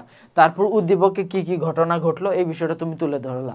তারপর তুমি এই ক্ষেত্রে 4 নাম্বার উচ্চতর দক্ষতা প্যারায় এসে তুমি বললা যে আমরা এই বিষয়গুলো এইভাবে কিন্তু এই ক্ষেত্রে সে বঞ্চিত হয়েছিল এবং এইভাবে সে হয়েছিল। এই বিষয়গুলো যখন তুমি তুলে ধরলা তখন কিন্তু তোমার অ্যান্সারটা সঠিক হয়ে গেল এবং তোমার কিন্তু একদম প্রিসাইজলি অ্যান্সার হয়ে গেল। তুমি একদম প্যারা করে দিয়ে আলাদা আলাদাভাবে বুঝিয়ে দিলে যে প্রথমে তুমি জ্ঞানমূলক অ্যান্সার দিলা, তারপর তুমি এক্ষেত্রে ওইটার ডেফিনেশন দিলা বা ওইটার বৈশিষ্ট্য সুবিধা অসুবিধা দিলা, তারপর তুমি এক্ষেত্রে উদ্দীপকের বিষয়গুলো তুলে ধরলা এবং তারপর তুমি এক্ষেত্রে এসে তুমি এই বিষয়গুলো তুমি সুন্দর মতো ব্যাখ্যা করে দিলা। এত সুন্দর করে ভাই যদি কেউ লেখে তার নাম্বার কাটার কোনো জায়গা আছে? তুমি বলো, তুমি যদি এত সুন্দর করে লেখো বা আমি যদি অত সুন্দর করে লিখি, তুমি কি আমার নাম্বার কাটবা? যে এই ছেলেটা তো পড়ে আসছে, এই ছেলেটা তো ভালো করেই করে আসছে, নাম্বার কাটার কি কোনো জায়গা থাকবে? নাম্বার কাটার কিন্তু আর কোনো জায়গা থাকে না এই ক্ষেত্রে। তারপর দেখো আমাদের এই ক্ষেত্রে বরিশাল বোর্ড 2022 সালে আসছে একটা কোশ্চেন, যেটা এই ক্ষেত্রে আমাদের বলা হচ্ছে অধিকার কাকে বলে, বিচার বিভাগের স্বাধীনতা কেন প্রয়োজন। ঠিক আছে, এইটা কিন্তু আমরা 3 নাম্বার চ্যাপ্টার যখন পড়ে আসছিলাম তখন এইটা আমরা পেয়েছিলাম যে বিচার বিভাগের স্বাধীনতা কেন প্রয়োজন। তারপর আমরা একবার দেখি যে এই ক্ষেত্রে অধিকার বলতে কি বোঝায়। সমাজের সকলের জন্য কল্যাণকর কতগুলো সুযোগ সুবিধা যা ব্যতীত ব্যক্তিত্বের বিকাশ ঘটে না, তাদের অধিকার বলে। এই ক্ষেত্রে কি পয়েন্টগুলো কি আমরা দিতে পারি? কি পয়েন্টগুলো আমরা দিতে পারি? কতগুলো সুযোগ সুবিধা যা ব্যক্তিত্বের বিকাশ ঘটায়। ঠিক আছে, যা ব্যক্তিত্বের বিকাশ ঘটায় সেগুলো অধিকার।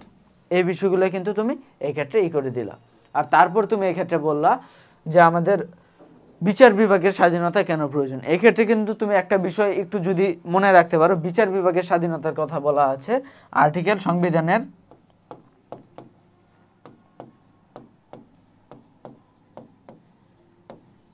আর্টিকেল 22, কনস্টিটিউশনের আর্টিকেল 22-এ বলা আছে যে আমাদের বিচার বিভাগের স্বাধীনতা।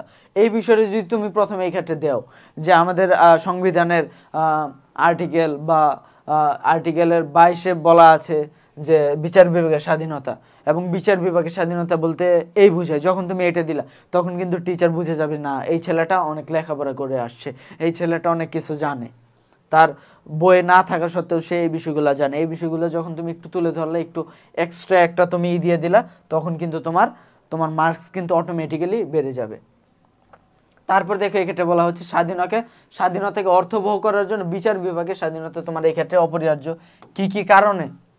স্বচ্ছতা আসবে, আইনের সঠিক প্রয়োগ হবে, তারপর মানুষে বৈষম্য দূরীভূত হবে, নারী অধিকার প্রতিষ্ঠিত হবে, পুরুষ এবং নারীদের সমান অধিকার প্রতিষ্ঠিত হবে, বর্ণ বৈষম্য থাকবে না, তারপর চাকরির ক্ষেত্রে অর্থনৈতিক, সামাজিক, রাজনৈতিক, গণতান্ত্রিক সব অধিকার প্রতিষ্ঠিত হবে। এই বিষয়গুলো কিন্তু তুমি এই ক্ষেত্রে প্রতিষ্ঠিত হবে কিসের মাধ্যমে? যদি আমাদের বিচার বিভাগের স্বাধীনতা থাকে। এই বিষয়গুলোই কিন্তু এই জন্যই কিন্তু আমাদের আসলে কি প্রয়োজন? বিচার বিভাগের স্বাধীনতা প্রয়োজন হবে।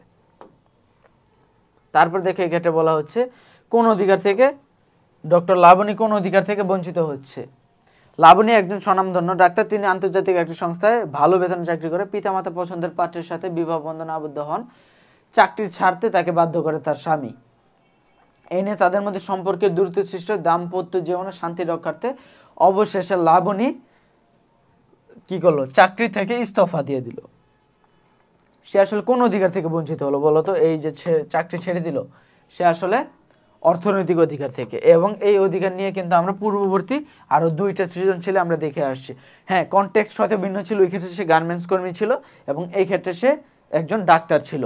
কিন্তু বিষয়গুলো কিন্তু একই, তোমার লিখতে কিন্তু একইভাবে হবে। এক্ষেত্রে তার বৈশিষ্ট্য, তার সংজ্ঞা, তার গুরুত্ব এগুলো দিলা, এবং তারপরে এক্ষেত্রে উদ্দীপকের সাথে এই বিষয়গুলো তুমি একটু মিল করে দিলা, প্রয়োগ করে দিলা, এইটাই। তারপর আমাদের ঘতে বলছে যে এক্ষেত্রে উদ্দীপকে বর্ণিত ডক্টর লাবণীর অধিকার প্রতিষ্ঠা কি কি করণীয়, এক্ষেত্রে তোমার করণীয়গুলো করতে হবে। ঠিক আছে, এক্ষেত্রে তোমার কি কি করণীয় এই বিষয়গুলো তোমার করতে হবে, ব্যাখ্যা করতে হবে। এক্ষেত্রে করণীয় কি কি, নানান রূপ করণীয় আছে। ঠিক আছে, এই ক্ষেত্রে তুমি আরেকটু সুন্দর অ্যান্সার হইতে পারতো যে এই ক্ষেত্রে নানান রূপ করণীয় না দিয়ে তুমি বলতে পারো যে এই ক্ষেত্রে যেহেতু তার অর্থনৈতিক অধিকার থেকে বঞ্চিত হয়েছে, এই ক্ষেত্রে আমরা এই স্টেপগুলো নিতে পারি। ওই স্টেপগুলো একটু বলে দিবা, তাহলে ওইটা বেশি ভালো হবে। বা নানান রূপ না বলে দিয়ে, কারণ এই ক্ষেত্রে তুমি এটা কিন্তু কোনো তোমার জ্ঞানমূলক হলো না। ঠিক আছে, এটা জ্ঞানমূলক হলো না, এইটার জন্য কিন্তু তোমাকে 1 মার্কস দেওয়া হবে না, তোমার 1 মার্কস দেওয়া হবে না। কারণ যখন তুমি এই ক্ষেত্রে জ্ঞানমূলক কিছু দিবা যেটা তোমার জানা নেই, ঠিক আছে, যেটা তুমি একটা নিজের বই থেকে এনে দিলা, সেটা তুমি এই ক্ষেত্রে দিলে, সেই ক্ষেত্রে তোমাকে 1 দেওয়া হবে, আর না হয় কিন্তু তোমাকে এই ক্ষেত্রে 1 দেওয়া হবে না। তারপর তোমার এই ক্ষেত্রে অর্থনৈতিক অধিকার কি, বা অর্থনৈতিক অধিকারগুলো থেকে সে কীভাবে বঞ্চিত হয়েছে, তারপর তার অর্থনৈতিক অধিকার থেকে বঞ্চিত হওয়ায় আমরা কি কি করতে পারি, আমরা কি কি বিষয় এই ক্ষেত্রে আমরা কি কি মেজার গ্রহণ করতে পারি, এই বিষয়গুলো কিন্তু তোমার এই ক্ষেত্রে বই থেকে আনতে হবে। বই থেকে এনে তোমার 1, 2, 3, 4, যেহেতু এটা 4 নাম্বারের, ঠিক আছে, এক্ষেত্রে তুমি ট্রাই করবা 6 থেকে 8 পর্যন্ত, 6 থেকে 8টা দেওয়ার জন্য এক্ষেত্রে তুমি ট্রাই করবা। ঠিক আছে, তাহলে কিন্তু তোমার এই ক্ষেত্রে নাম্বার তোমার এই ক্ষেত্রে বজায় থাকবে। ঠিক আছে, এটা মনে রাখবা। তো আমরা যদি তারপর যাই, আমরা পরবর্তী সৃজনশীল, এই ক্ষেত্রে বলা হচ্ছে, দেখো এটা কিন্তু আমাদের দিনাজপুর বোর্ডে 2 বার আসে, তার মানে এটা কিন্তু বিশেষ করে দিনাজপুর বোর্ডের জন্য এটা কিন্তু আমাদের গুরুত্বপূর্ণ, দিনাজপুর বোর্ডের জন্য এটা। দেখো এক্ষেত্রে বলা হচ্ছে আইন কি, আমরা এটা পড়ে আসছি। তারপর গণতান্ত্রিক মূল্যবোধ কি, এটা কিন্তু আমাদের 3য় অধ্যায়ের সাথে মিলে, যে গণতান্ত্রিক মূল্যবোধ, গণতান্ত্রিক মূল্যবোধের প্রথম সংজ্ঞা দিলা, তারপর গণতান্ত্রিক মূল্যবোধের প্রয়োজনীয়তা তুমি 2য় প্যারায় এসে ব্যাখ্যা করলা। ঠিক আছে, প্রথম প্যারায় তুমি বললা যে গণতান্ত্রিক মূল্যবোধ কি। ঠিক আছে, এই ক্ষেত্রে গণতন্ত্রকে বলা হয় সর্বোত্তম শাসন ব্যবস্থা, এটা দিলেও তোমার একটা জ্ঞানমূলক হয়ে যাচ্ছে, 1 পেয়ে যাবা। কিংবা গণতান্ত্রিক মূল্যবোধ কি, ওইটা দিলে তোমার সবচেয়ে বেটার হয়। তারপর গণতন্ত্রের বিকাশ, লালন, সুষ্ঠু ব্যবস্থা, জবাবদিহিতা, তারপর এই বিষয়গুলো আমাদের গণতান্ত্রিক মূল্যবোধের মাধ্যমে প্রতিষ্ঠিত হয়। এই বিষয়গুলো যখন তুমি বলবা, তখন কিন্তু এক্ষেত্রে তোমাকে আরো 1 প্রদান করা হবে। এক্ষেত্রে আমাদের বলা হচ্ছে, তারপর নারীরা কোন অধিকার থেকে কোন অধিকার আদায়ের কথা বলা হচ্ছে, বলতে এক্ষেত্রে কোন অধিকার আদায়ের কথা বলা হচ্ছে, পারিশ্রমিক প্রদানের করে, অর্থাৎ এক্ষেত্রে আমাদের অর্থনৈতিক ও মানবাধিকার থেকে বঞ্চিত। এক্ষেত্রে অর্থনৈতিক অধিকার কিভাবে, অর্থনৈতিক অধিকার এইভাবে যে তারা শ্রমিকদের সমান পারিশ্রমিক পান না, এই জন্য তারা পারিশ্রমিকের দাবি জানান, এটা হলো আমাদের অর্থনৈতিক। আর সকল কাজের সমান অধিকার, সকল কাজের ক্ষেত্রে, এই ক্ষেত্রে কিন্তু আমাদের এটার মাধ্যমে আমাদের মানবাধিকারের বিষয় আসে। তোমার কিন্তু এইভাবে সৃজনশীলকে আলাদা আলাদাভাবে বুঝে লিখতে হবে। তুমি প্রথমে এটা লিখলা, তারপর তুমি এটা ব্যাখ্যা করে দিলা যে অর্থনৈতিক অধিকার কি, বা আমাদের এই ক্ষেত্রে মানবাধিকার কি, এটা বললা। এবং তারপর তুমি যখন উদ্দীপকের কথাটা বললা, এবং যখন প্রয়োগে এসে একদম উচ্চ প্রয়োগে, তো তুমি উদ্দীপকের কথা বললা। ঠিক আছে, এবং বললা যে হ্যাঁ, আমরা বুঝতে পারি যে অনুধাবনমূলক অংশ থেকে আমরা বুঝতে পারি যে এই বিষয়গুলা আমাদের লঙ্ঘিত হয়েছে, বা এই বিষয়গুলোর কথা বলা হয়েছে।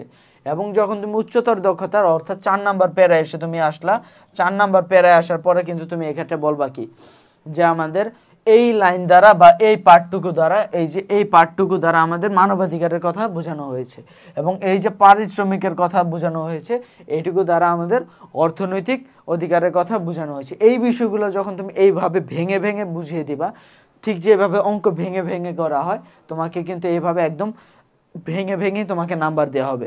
ঠিক আছে, এটা কিন্তু তোমার মাথায় রাখতে হবে।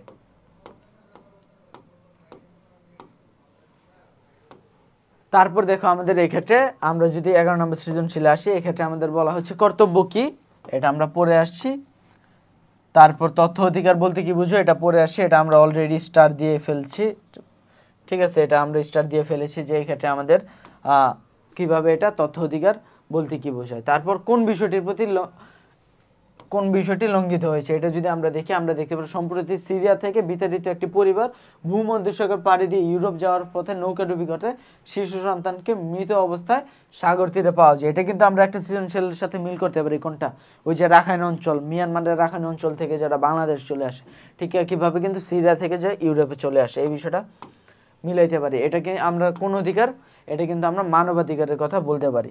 এই যে মানবাধিকার, এই মানবাধিকার কিন্তু এই চ্যাপ্টারে দেখো আমাদের কত বেশি আসছে। এই মানবাধিকারের সেগমেন্টগুলো, যে রাজনৈতিক অধিকার, অর্থনৈতিক অধিকার, তারপর আমাদের গণতান্ত্রিক অধিকার, ঠিক আছে, এই বিষয়গুলো, সামাজিক অধিকার, এই বিষয়গুলো তুমি ভালোভাবে বুঝবা। মানবাধিকার কি, এই বিষয়টা ভালোভাবে বুঝবা। মানবাধিকারের বৈশিষ্ট্য, মানবাধিকারের গুরুত্ব, এই বিষয়গুলো একদম ভালোভাবে মুখস্থ করে রাখবা, ঠিক আছে? কারণ এগুলো কিন্তু তোমার খুবই জরুরি। কারণ তুমি দেখতে পাচ্ছ যে এইখান থেকে একটা সৃজনশীল আসছে প্রতি বছর, এবং আসার সময় তোমার কিন্তু এই বিষয়গুলো যখন তোমার মুখে থাকবে, মুখের আগায় থাকবে বা কলমের আগায় থাকবে, তখন কিন্তু তুমি এগুলা খুব ভালোভাবে এগুলা লিখতে পারবা এবং বুঝতে পারবে বিষয়গুলো। তো মানবাধিকার কি, এই বিষয়গুলো নিয়ে আমাদের এই পর্যন্ত অনেকগুলো সৃজনশীল সলভ করা হয়ে গেছে। তো এটা কিন্তু আলাদা করে বলার আর কিছু নেই। তারপরে এই ক্ষেত্রে আমরা দেখতে পাচ্ছি যে উক্ত বিষয়টি নিশ্চিত করা সম্ভব কিভাবে। কিভাবে নিশ্চিত করা সম্ভব? প্রথমেই তো আমরা বুঝলাম যে এটা আমাদের মানবাধিকার। তো আমরা মানবাধিকার কি, এই বিষয়টা আমরা প্রথমে বললাম।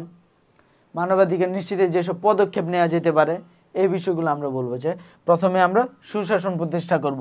সুশাসন কিভাবে প্রতিষ্ঠা হয় সেই বিষয়গুলো আমরা তুলে ধরলাম।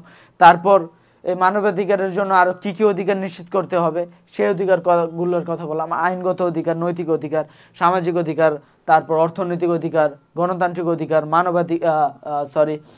অর্থনৈতিক অধিকার, এই বিষয়গুলো যখন তুমি বললা, এইভাবে আমরা মানবাধিকার নিশ্চিত করতে পারি। এগুলো তোমার এই দেখো এইভাবে সুন্দর করে 1 2 3 4 দিয়ে 1 2 3 4 দিয়ে এইভাবে তুমি দিয়ে কিন্তু ই করে দিতে পারবা, ঠিক আছে? এবং তারপর বললা যে এগুলো মানবাধিকারের মধ্যে পড়ে, সুশাসন সহ এই বিষয়গুলো মানবাধিকারের মধ্যে পড়ে, এবং এগুলোর মাধ্যমে আমরা বুঝতে পারি যে এইভাবে কিন্তু ওইখানে মানবাধিকার তোমার করা যাবে, প্রয়োগ করা যাবে। তারপর আমাদের যদি আমরা পরবর্তী ইসে আসছি, ময়মনসিংহ বোর্ড 2022, এক্ষেত্রে আমাদের বলা হচ্ছে অধিকার কাকে বলে। এটা আমরা পড়ে আসছি। রাজনৈতিক অধিকার কাকে বলে এটাও আমরা জানি এই পর্যন্ত, ঠিক আছে? রাজনৈতিক অধিকার কি? রাজনৈতিক অধিকার হলো তোমার হলো রাজনীতি পরিচালনা শাসন করার যে প্রত্যক্ষ পরোক্ষভাবে অংশগ্রহণ করার যে অধিকার। রাজনীতিতে তোমার অংশগ্রহণ করার অধিকার, যে তুমি 25 বছর পরে তুমি এমপির জন্য দাঁড়াতে পারবা, তারপর 35 বছর হওয়ার পরে তুমি রাষ্ট্রপতি হওয়ার জন্য এলিজিবল হবা, বা 18 বছর পরে তুমি ভোট দিতে পারবা, তোমার যাকে খুশি তাকে ভোট দিতে পারবা, ঠিক আছে? তুমি যার সংগঠন করো তার প্রতি তুমি সংগঠনে অংশগ্রহণ করতে পারবা। এইগুলোই হলো আমাদের কি, এগুলোই হলো আমাদের রাজনৈতিক অধিকার বোঝানো হয় এগুলো দ্বারা। উদ্দীপকে বর্ণিত করিম সাহেবের কর্মকাণ্ড তোমার পঠিত যে বিষয়টির সাথে সামঞ্জস্য। করিম সাহেব নির্বাচনে ভোটদানের পাশাপাশি নিয়মিত কর প্রদান করেন। ইকবাল সাহেব এই বিষয়ের প্রতি উদাসীন। তার মানে এক্ষেত্রে আমাদের করিম সাহেব এগুলো সবসময় প্রদান করে আর ইকবাল সাহেব উদাসীন থাকেন। তো এই ক্ষেত্রে আমরা যদি দেখি করিম সাহেবের বিষয় কি, করিম সাহেবের আইনগত কর্তব্য, এই যে সে এই দায়িত্বগুলো পালন করে, যেগুলো সে আইনগত অধিকার তোমার রাষ্ট্র দিয়ে থাকে, এবং এর প্রতি আইনগত তোমার অধিকার দেওয়ার ফলে রাষ্ট্রেরও তো তোমার প্রতি কিছু অধিকার জন্মায় রাষ্ট্রের। তো ওইগুলো যখন তুমি পালন করো, মানে তুমি ওই কর্তব্যগুলো পালন করো, তার ফলে কিন্তু তোমার এই ক্ষেত্রে আইনগত কর্তব্যের বিষয়টা চলে আসে, ঠিক আছে? তো এই ক্ষেত্রে আমরা যদি দেখি আইনগত অধিকার কি, এই বিষয়গুলো ব্যাখ্যা করব। তারপর আমরা উদ্দীপকের সাথে এইভাবে মিলিয়ে পড়বো। এগুলা আলাদাভাবে আর বলার কিছু নেই যে আমরা এগুলা কিভাবে করব। তোমার পাঠ্য বই এবং তোমার রিলেটেবল বিষয় থেকে তুমি এই বিষয়গুলো রিলেট করে লিখতে হবে। ইকবালের কর্মকাণ্ডে সুনাগরিকতার অন্তরায়, অবশ্যই অন্তরায়, ঠিক আছে? তুমি বলবা যে আমি এটার সাথে একমত। কিভাবে অন্তরায়? সে তোমার রাজনৈতিক আইনগত কর্তব্যগুলো পালন করছে না, সে কর প্রদান করছে না, তারপর সে ভোটদান বা এইসব ক্ষেত্রে সে উদাসীন, ভোটদান করছে না, ঠিক আছে? এই বিষয়গুলো কিন্তু তুমি এই ক্ষেত্রে তোমার এই ক্ষেত্রে ব্যাখ্যা করতে হবে এই ক্ষেত্রে, ঠিক আছে? এর বাইরে আর এই ক্ষেত্রে তেমন কিছু নেই। তারপর দেখো আমাদের 13 নম্বর এসে বলতেছে যে বিশ্বায়ন কি। বিশ্বায়ন কি বলো তো? বিশ্বায়ন হলো আমাদের পৃথিবীর সব দেশ, ধর্ম, বর্ণ নির্বিশেষে সব মানুষের যে অর্থনৈতিক, রাজনৈতিক, প্রযুক্তিক, সাংস্কৃতিক নৈকট্য একাত্মতার ধারায় হলো আমাদের বিশ্ব, মানে বিশ্বের সকল মানুষ যে একসাথে একই সূত্রে গাঁথা পড়ে গেছে, তারা যে সবাই এখন একই সাথে ধরো যোগাযোগ করতে পারছে, অর্থনৈতিক সামাজিক ক্ষেত্রে যেসব মেলবন্ধনগুলো হচ্ছে দেশের সাথে, যে তোমার অর্থনৈতিক যে বিষয়গুলো আসছে, এইগুলোই হলো আমাদের বিশ্বায়ন। এটা তারপর দেখো এই ক্ষেত্রে আমাদের বলা হচ্ছে কর্তব্য বলতে কি বোঝায়।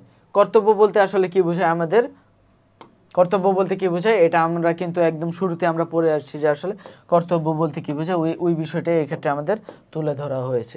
তারপর দেখো এই ক্ষেত্রে আমাদের বলা হচ্ছে উদ্দীপকে উল্লিখিত বৈষম্য যে অধিকার সমূহের, তৃতীয় বিশ্বের অনেক দেশে এখনো নারী ও পুরুষ বৈষম্য বিদ্যমান। এই ক্ষেত্রে কোন কোন অধিকারের কথা বলা যাইতে পারে? এই ক্ষেত্রে কিন্তু আমাদের প্রথমে তুমি এই ক্ষেত্রে তুমি বলতে পারো নাগরিকের যেসব অধিকারগুলো বা মানবাধিকারের কথা বলতে পারো। মানবাধিকারের মধ্যে তুমি এই ক্ষেত্রে আইনগত অধিকার, রাজনৈতিক অধিকার, অর্থনৈতিক অধিকার, এই বিষয়গুলো কিন্তু তুমি এই ক্ষেত্রে তুলে ধরতে পারো। ঠিক আছে, এই বিষয়গুলোই তোমার এই ক্ষেত্রে তুলে ধরতে হবে এবং তারপর ব্যাখ্যা করতে হবে তোমার এই ক্ষেত্রে কোন কোন বিষয় লক্ষ্য করা যায়, এগুলো তোমার এই ক্ষেত্রে ব্যাখ্যা করতে হবে। এবং তারপর বলা হচ্ছে যে বর্ণিত সমস্যা সমাধানে তোমার করণীয় কি। এই সমস্যা সমাধানে তোমার করণীয় কি, ওই যে আমরা লাস্ট সৃজনশীলে পড়ে আসলাম যে সুশাসন প্রতিষ্ঠায়, ওই সুশাসন যে প্রতিষ্ঠা, ওইভাবেই তোমার এই ক্ষেত্রে ব্যাখ্যা করতে হবে যে সুশাসন প্রতিষ্ঠার মাধ্যমে আমরা কিন্তু এই বৈষম্যগুলো কিন্তু আমরা দূরীকরণ করতে পারি। এবং তারপর এই বিষয়গুলো আমরা এই ক্ষেত্রে যেভাবে সেগমেন্ট করে এই ক্ষেত্রে আমাদের ব্যাখ্যা করতে হবে। 4টা আলাদা আলাদা প্যারায় অনুধাবনমূলক প্যারা থাকবে, তারপর প্রয়োগমূলক প্যারা থাকবে, উচ্চতর দক্ষতামূলক প্যারা থাকবে। এক্ষেত্রে দেখো আমাদের 14 নম্বর সৃজনশীলে বলা হচ্ছে কর্তব্য কি। এটা আমরা অলরেডি পড়ে আসছি। মৌলিক অধিকার কি, এটা আমরা পড়ে আসছি। তারপর উদ্দীপকে কৃষকেরা কি ধরনের অধিকার থেকে, বাংলাদেশ খাদ্য স্বয়ংসম্পূর্ণ। এক্ষেত্রে কৃষকদের কথা বলা হচ্ছে তারা ন্যায্য দাম পায় না, তার মানে কোন অধিকার, তার মানে এই ক্ষেত্রে আমাদের অর্থনৈতিক অধিকারের কথা এই ক্ষেত্রে বলা হচ্ছে। ঠিক আছে, এক্ষেত্রে কিন্তু আমাদের অর্থনৈতিক অধিকারের কথা বলা হচ্ছে। এটা কিন্তু আমরা প্রিভিয়াস ইয়ারের গার্মেন্টস কর্মী অর্থনৈতিক অধিকার, কিংবা ডাক্তার মহিলা সে অর্থনৈতিক অধিকার, কিংবা এই ক্ষেত্রে কৃষক, এই সবগুলা বিষয় একই, শুধুমাত্র তোমার সৃজনশীলগুলো একটু আলাদা করে দেয়া, তাছাড়া কিন্তু তোমার অধিকার কিন্তু একই ধরনের। আর রক্ষায় কি কি ব্যবস্থা, এটাও কিন্তু আমরা প্রিভিয়াস এসেই আমরা পড়ে আসছি যে কি কি তোমার অধিকার এক্ষেত্রে নিশ্চিত করা যেতে পারে। তো আমরা যদি তারপর আমরা চলে যায় আমাদের শেষ যে আজকের সেই সৃজনশীল 15 নম্বর সৃজনশীলে আমরা যদি যাই মানবাধিকার কি। মানবাধিকার কি আমরা একদম শুরুতে এটা পড়ে আসছি। অধ্যাদেশ বলতে কি বোঝায়, এটা যদি যাই, জরুরি অবস্থা চলাকালীন রাষ্ট্রের বিশেষ ক্ষমতা বলে যে আদেশ জারি করে।